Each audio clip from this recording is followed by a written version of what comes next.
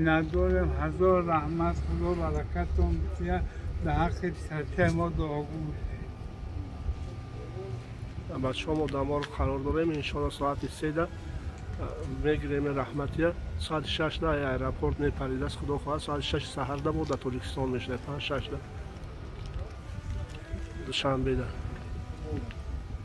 در حقش دعا باشیم برادران. ما مرغ فریاض در قرار داریم شهر شوکوه.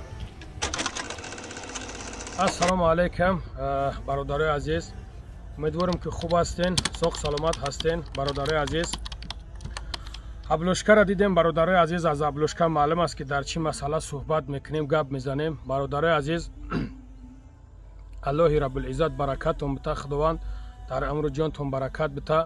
برادرای عزیز، لایک و کامنتار اختونا فراموش نکنین. برادرها کامنتار حتمی بنویسونین. برادرها در حق برادر دعا کنین.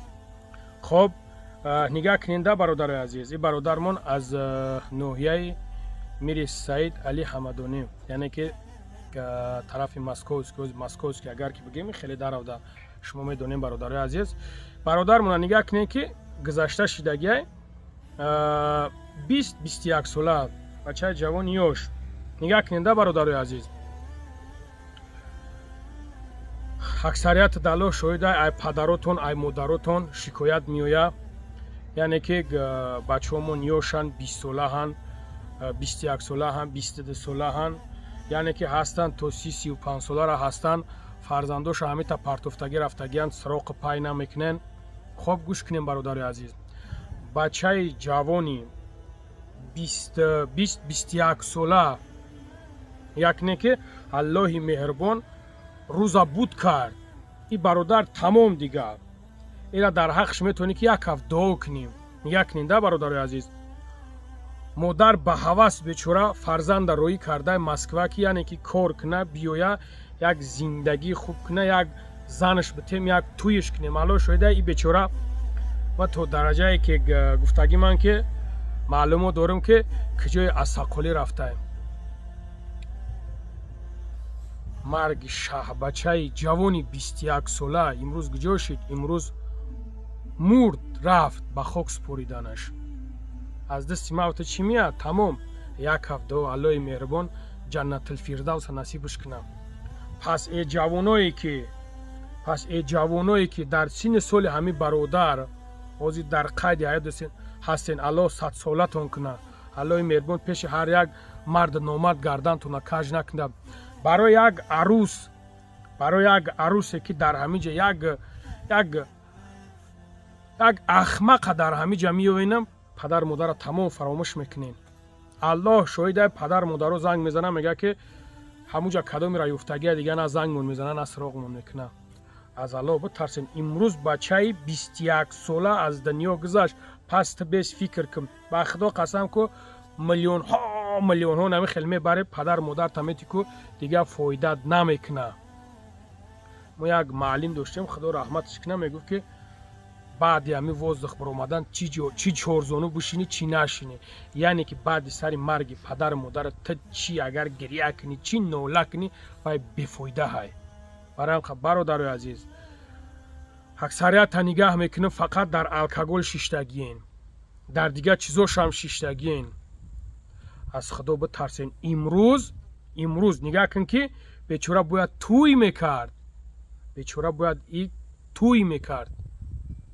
همین خطون میگم برادر عزیز، در این زمان، در این ورمی که خداوند ما را دادگیش، در این زمانی که ما حاضر هستیم، این را غنیمت بشماریم. این روزش ما غنیمت بشماریم.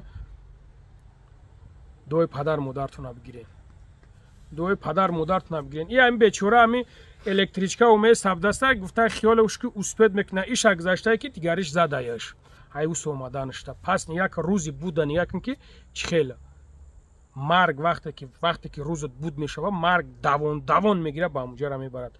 برای همقای برادرای عزیز با احتیاط باشین. خدا نگهبان تو موشه. بسیار گپ دارم، ویدیو را دراز نمیکنم. در امان الله باشین. الله مهربان نگهبان تو موشه. То, что я вот не... Ну, а вы среднее зачеркиваете, оставляете высшее. Он что, работал? Официально Нет, работал? это не официально. Почему оставляете здесь?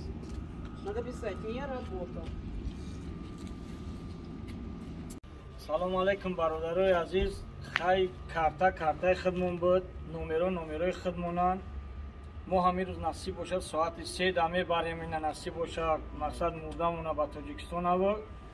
мақсад гапҳои қабе назанен. раҳмат ба бобои лангарӣ ва акаи бобоҷон ки ҳамун шаб омадан моро хай дастгирӣ кардан, мақсад ёрдам кардан. кадоме ки хайр кардӣ, худованд хайрта қабул кина ба даргоҳаш.